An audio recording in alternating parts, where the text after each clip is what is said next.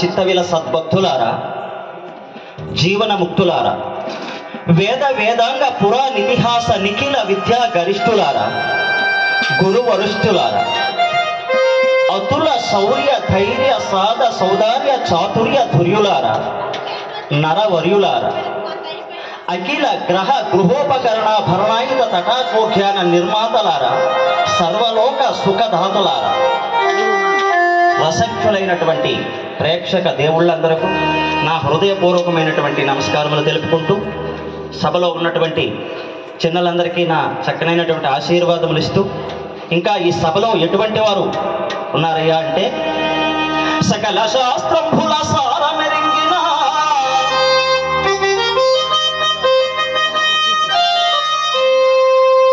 సకల శాస్త్రంభుల సారమెరింగిన సద్బ్రహ్మ వంశ సంజాతులారా,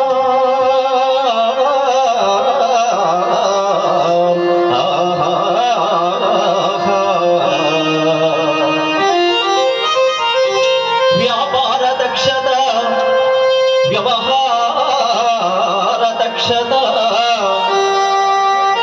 వ్యాపార దక్షత వ్యవహార దక్షత ఉన్నెకెక్కడమేటి వైశ్యుల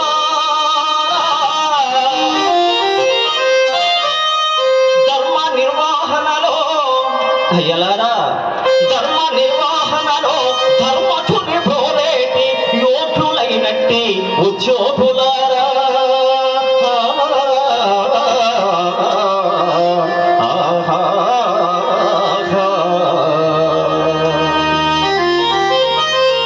పాడి పంటలనెల్లా పండించు పోషించు అయ్యలారా, పాడి పంటలనెల్లా పండించు పోషించు రక్షించు కనులార రైతులారా, నిత్య సత్యవ్రత నిరతులారా, ఆత్మశక్తిని కలిగినవో ఆంధ్రులారా, ముఖముతోడ మీ ముందు హరికథా గానం చేయుచునుంటిని, మమ్ము దీవించి పంపుడి మాన్యులారా.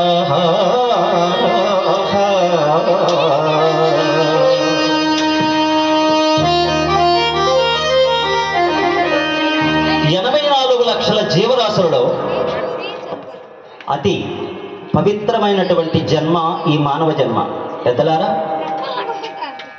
84 లక్షల జీవరాశులలో అతి చక్కనైనటువంటి జన్మ ఒక మానవ జన్మ. ఎందుకంటే అన్ని జీవులకి కూడా నోరిచ్చాడు, కానీ ఒక మానవునికే చేతులు ఇచ్చాడు. ఇంకొక భాషలో చెప్పాలంటే అన్ని జీవులకి మూతులు ఇచ్చాడు, మానవుడికే చేతులు ఇచ్చాడు. ఈ చేతులు ఎందుకంటే చక్కనైనటువంటి స్వామివారిని అనునిత్యము కూడా సేవ చేసుకొని, చక్కనైనటువంటి దాన ధర్మాలు చేసుకొని, ఎదుటివారి కష్టాన్ని గ్రహించి 10 మందిని ఆదుకునేటందుకు ఈ చక్కనైనటువంటి చేతులు ఇచ్చాడు. అటువంటి ఈ పవిత్రమైనటువంటి మానవ జన్మకు 2 అక్షరాలతో పోల్చి ఒక మహానుభావుడు కవి రచించాడు. ఎలా అంటే అది చెప్పి మనం కథలోకి వెళ్ళిపోతాం. ఈ జగము అనే 2 అక్షరాల ప్రపంచంలో ప్రాణం అను 2 అక్షరాలుగా రూపొంది, బిడ్డ అను 2 అక్షరాలుగా జన్మించి, ఆ బిడ్డను తల్లి తండ్రి అను 2 అక్షరాలు పెంచి పెద్ద చేయగా, ఆ బిడ్డ పెరిగి విద్య అను 2 అక్షరాల కోసం గురు అను 2 అక్షరాలను ఆశ్రయించి, ప్రజ్ఞ అను 2 అక్షరాలను ప్రదర్శించి, కార్యం అను 2 అక్షరాలను వెతికి, డబ్బు అను 2 అక్షరాలను ఖర్చు చేసి, కీర్తి అను 2 అక్షరాలను పొందుతున్నాడు ఈ మానవుడు. అలాగే కాలం అను 2 అక్షరాలు గడిచిన తరువాత ప్రేమ అను 2 అక్షరాలకు బలి అయి,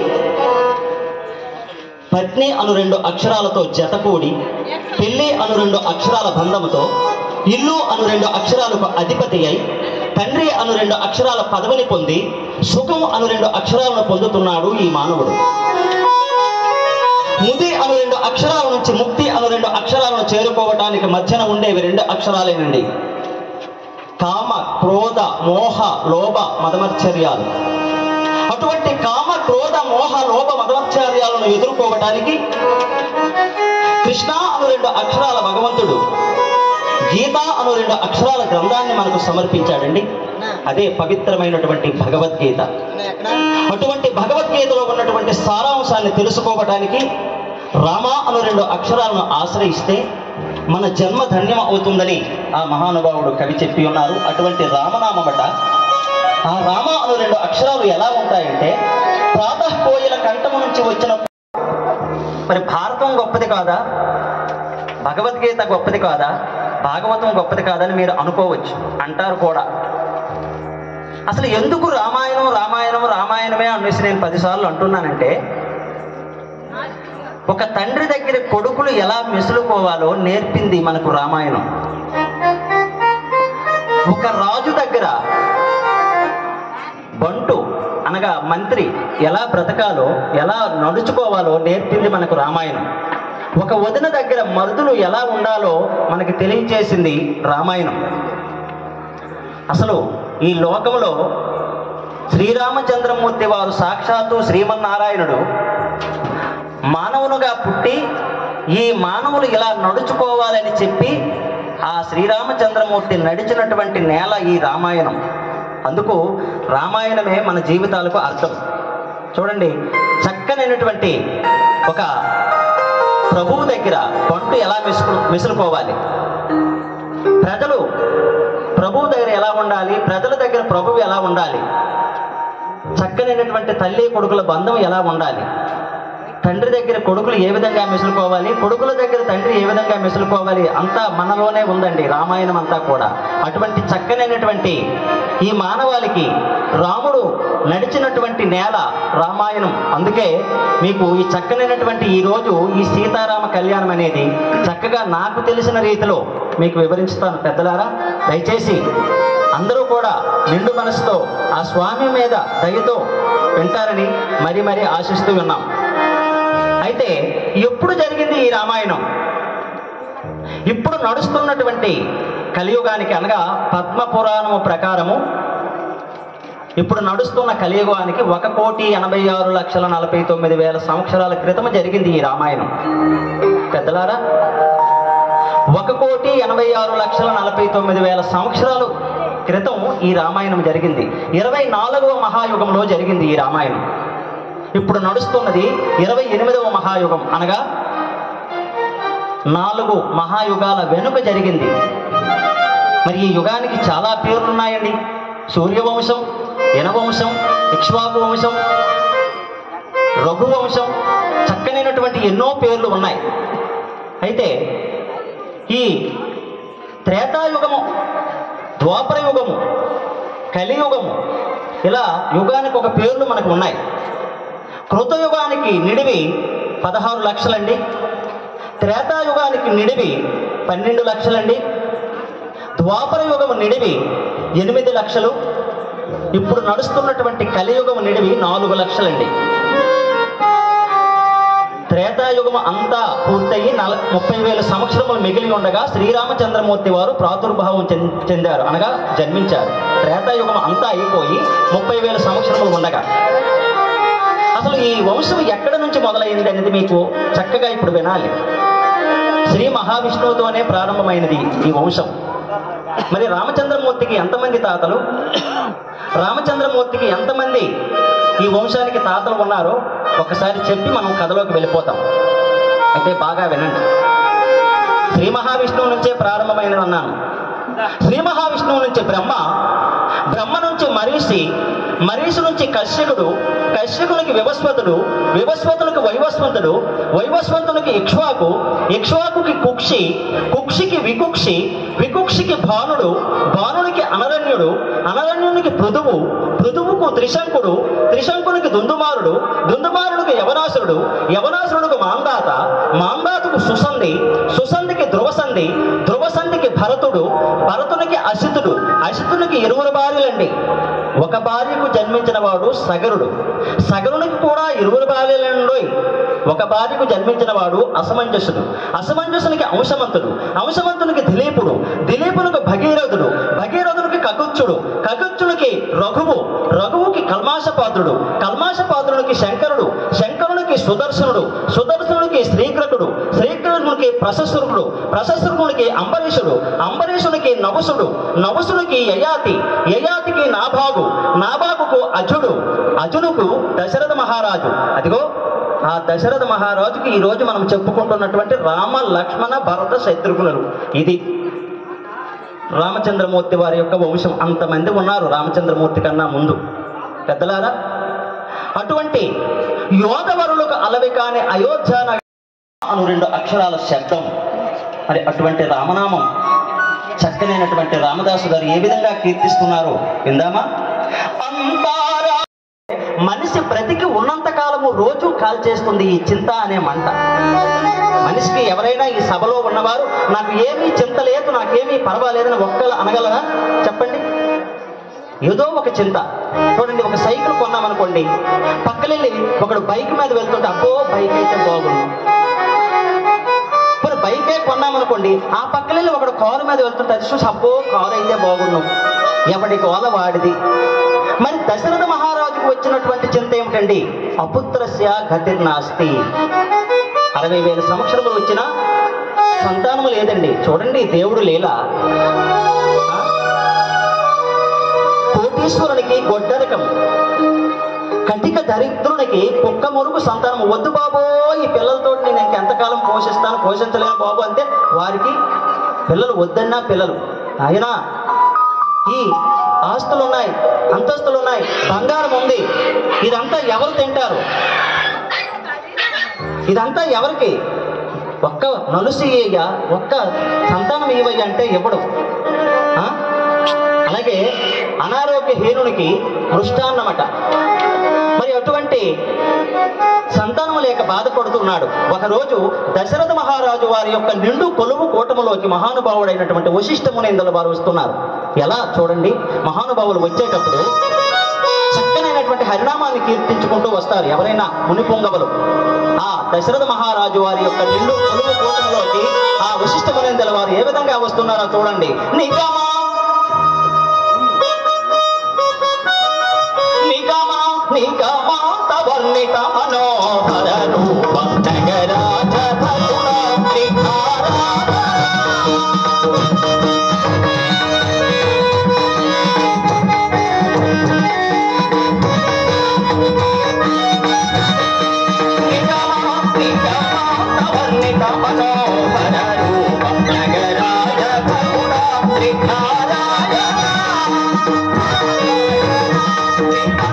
నారాయణ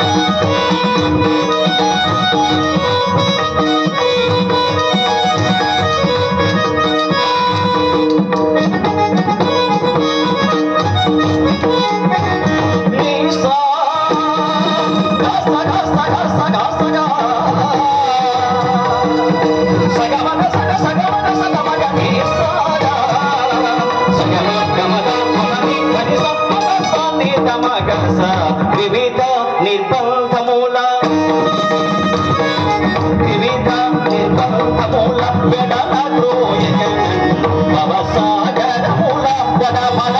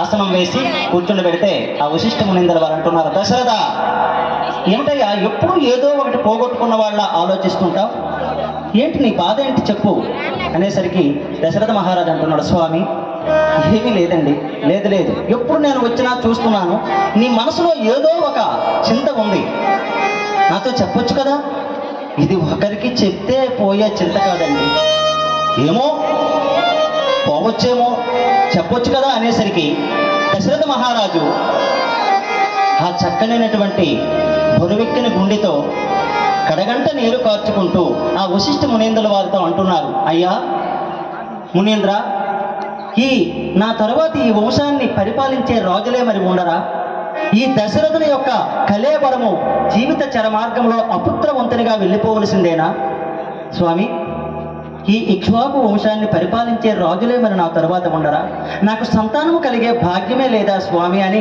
ఆ కడగంట నీరు కార్చుకుంటూ అంటూ ఉంటే చూడండి ఆ వశిష్ఠ మునీంద్రుల వారు అంటున్నారు, దశరథ నీకు సంతానం కలుగుతుందయ్యా అనేసరికి దశరథ మహారాజుకు ఒక అనుమానం. చూడండి మనకి ఎప్పుడైనా మంచి మాట చెప్పినప్పుడే అనుమానాలు వస్తాయి. అటువంటి మహానుభావుడు వశిష్ఠ మునీంద్రుల వారు వచ్చి నీకు సంతానం కలుగుతుందంటే దశరథ మహారాజు ఒక చిన్న దినిగా తీసుకున్నాడు. అనుమానం ఏమిటాయి అనుమానం, అందుకే ఈ అనుమానం ఎటువంటిదంటే ఒక ఆవిడంట ఇరుగమ్మతో అంటుంది, చెల్లి మీ ఆయన ఎంత మంచోడే, సినిమాకి వెళ్ళినా నేను వెంట తీసుకెళ్తాడు, బీచ్కి వెళ్ళినా నీకు వెంట తీసుకునే వెళ్తాడు, ఈ మధ్యన పుష్ప 2 సినిమాకి వెళ్ళారు, మొన్నమన్నే ఈ మధ్యన ఫంక్షన్కి ఎక్కడికి వెళ్ళినా నేను వదలడమ్మా, నాకు ఉన్నాడమ్మా మా ఆయన, ఎందుకు నాకు ఎప్పుడు ఈ వంటగదే గతి, కనీసం అచ్చట ముచ్చట ఇలాంటి మొగుడు ఉంటేనే పోతేనేటని ఉంటుందట. అంతే ఈవిడ అంటుందట ఈ చెల్లి, అక్కయ్య నా మీద ప్రేమతో తీసుకెళ్ళడం లేదు మా ఆయన అక్కడికి ఎక్కడికి, నా మీద చచ్చినంత అనుమానం అమ్మా, అందుకే నేను ఎక్కడికి వెళ్ళినా నా ఎంటే పడి ఉంటాడు. అందుకే అటువంటి అనుమానంతో ఉన్నటువంటి భర్తలు ఉన్నటువంటి తల్లులకి కోటి దండాలు పెట్టాలి. ఎందుకంటే ఎన్నిటికైనా మందులు ఉంటాయి కానీ ఈ అనుమానంకి మాత్రము జబ్బుకు మందు ఉండదండి.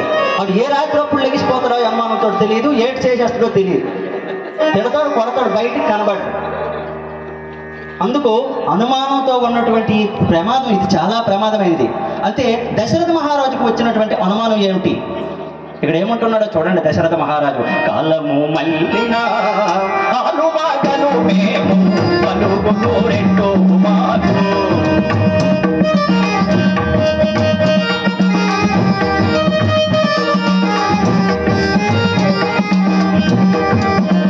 కాలము మల్లినా ఆలువాగలు మేము పలుగులు రెండు మాకు, సూర్యుడు కాలము మల్లినా ఆలువాగలు మేము పలుగులు రెండు మాకు,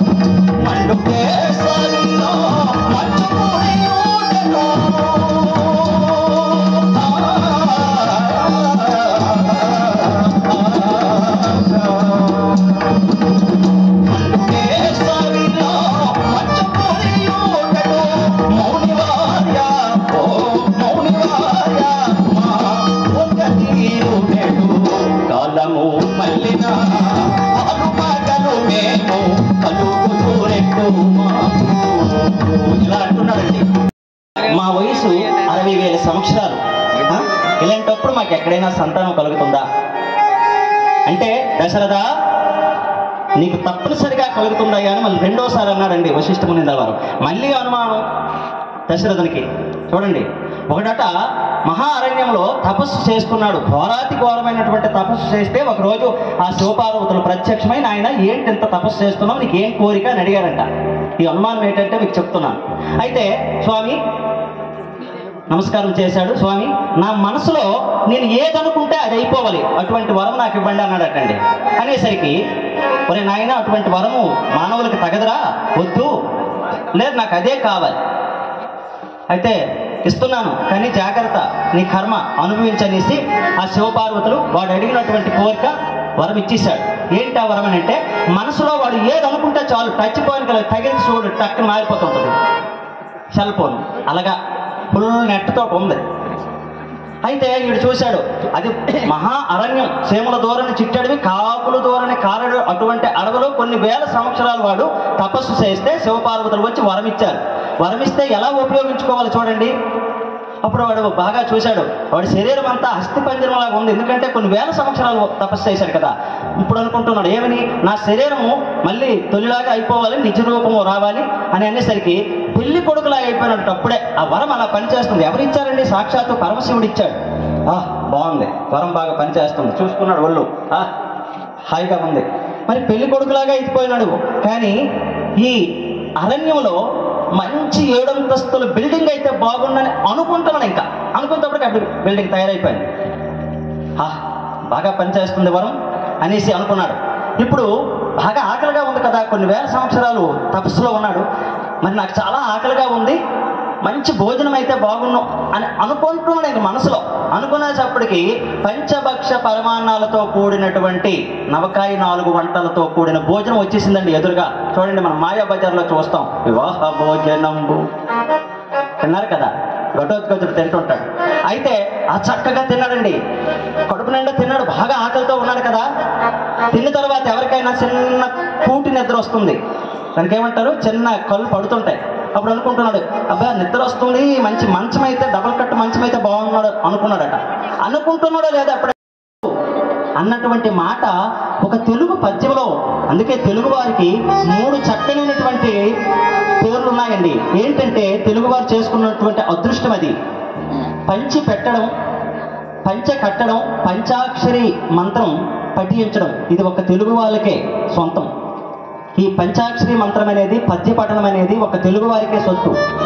అటువంటి చక్కనైనటువంటి దేశ భాషలందు తెలుగు లెస్స అని ఏనాడో మహానుభావులు కవులు రాశారు.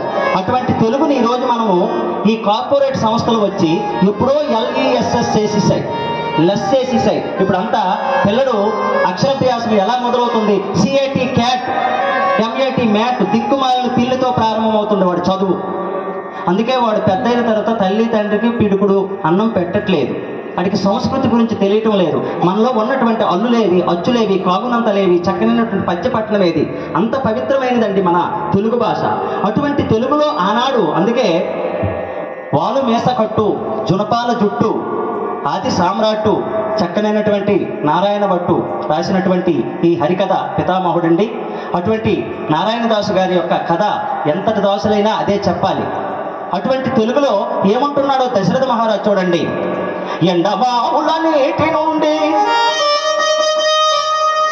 మునీంద్ర, ఎండమావుల నీటి నుండి చల్వ తిమ్మెరలు ఏదేచి ఎట్లు తీర్చుదప్పి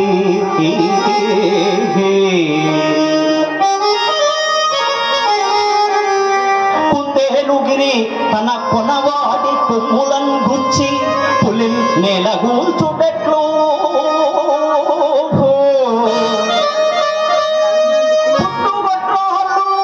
మునీంద్ర, పుట్టుగొట్రాళ్ళు తన రొమ్ములు చేపునకు వచ్చి పసి బిడ్డ ఆకలి తీర్చుటెట్లు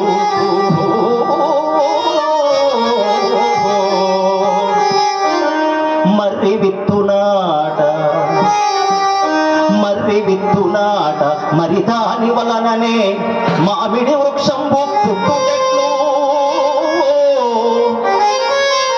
ఎండమా పుట్టుటెట్లు ఎద్దీలుటెట్లు నిప్పున కమలంబు పుట్టుటెట్లు ఈ ముదుసలకి సంతానము కలుగుటెట్లు ఏది ఏమైనా సహజంబు మారుటెట్లు ఏమయ్యా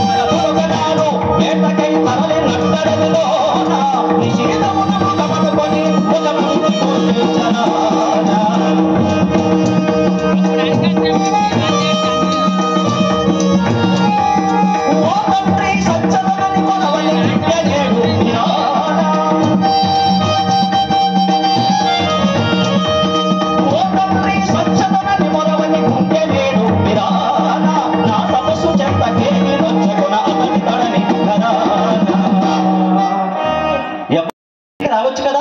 దశరథ మహారాజు రాల.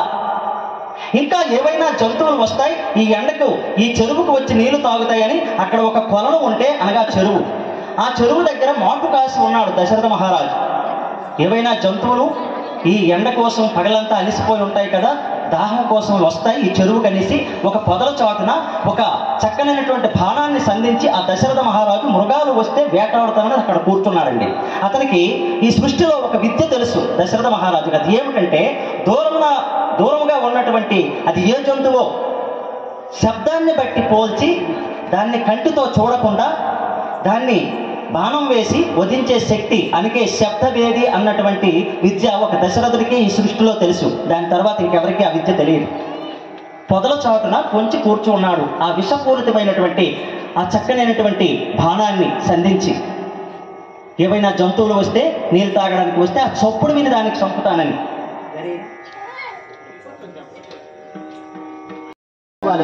అతనే శ్రవణ కుమారుడండి, మహానుభావుడు. ఆ శ్రవణ కుమారుడు 16 వత్సరము నిండలేదు తల్లి తండ్రి ఎలా ఆ తల్లి తండ్రి సేవ చేసుకుంటూ ముగ్ధుడైపోతున్నాడు, పరవశించిపోతున్నాడు. అమ్మా నాన్నల కన్నా మరి వేరు దైవాలు లేరు కదా. కనిపించే దైవాలు ఎవరండి అంటే మనిషికి అమ్మా నాన్న ఒక్కలే కనిపిస్తున్న దైవాలండి. వారి విలువ మనకు ఎప్పుడు తెలుస్తుందంటే వారు లేనప్పుడు తెలుస్తుంది. వాళ్ళు ఉన్నప్పుడు కనీసం మంచి నీళ్ళు ఇవ్వము, టీ చొక్కివ్వము. వారు వెళ్ళిపోయిన తర్వాత చారడేసి గారెలు వండి ఇదికి ఇంటింటికి భోజనాలు పెడతాం. ఎవరికి కావాలండి? ఉన్నప్పుడు మాత్రం కనీసం. అయితే ఆ తల్లిదండ్రులను సేవ చేసుకుంటూ ఏ విధంగా ముగ్ధుడైపోతున్నాడు ఆ శ్రవణ కుమారుడు. జాతి అందులు ఇద్దరికీ కళ్ళు కనిపించవండి.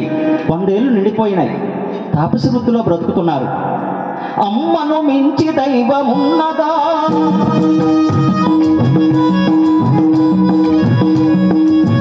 అమ్మను మించి దైవమున్నదా, ఆత్మను మించి అర్థమున్నదా, జగమే పలికే శాశ్వత సత్యమే, అందరికీ అమ్మ ఒక్కటే అవతార పురుషైనా అమ్మకు అందరినీ శక్తి అమ్మ ఒక్కటే అవతార పురుషుడైనా అమ్మకు కొడుకే.